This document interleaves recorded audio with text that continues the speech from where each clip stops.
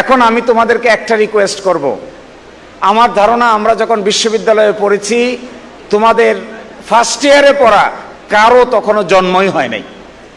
তো আমি তোমাদেরকে একটা রিকোয়েস্ট করি, from my experience point of view, I want to see you as an efficient man power for Bangladesh.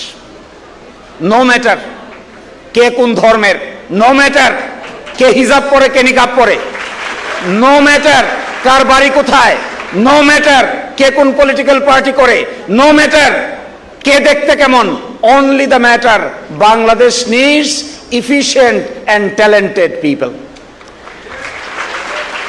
আমি অবাক হই, এখনো আমরা এই এফিসিয়েন্সির যুগে এখনো আমরা আর্গুমেন্ট করি কে কোন দল করি, কে কোন মত করি।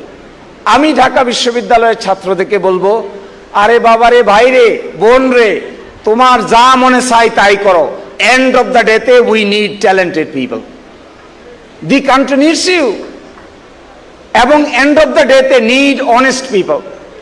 আমি এটাও দেখেছি, সামান্য টাকার বিনিময়ে দেশের স্বার্থ বিকিয়ে দিচ্ছে আমাদের লোকেরা। সামান্য পয়সার বিনিময়ে আমাদের বিশ্ববিদ্যালয় থেকে পাশ করে যাওয়া সরকারের বিভিন্ন ক্যাটাগরিতে বসে থাকা লোকেরা অল্প কয়টা টাকার বিনিময়ে দেশের স্বার্থকে বিকিয়ে দিচ্ছে।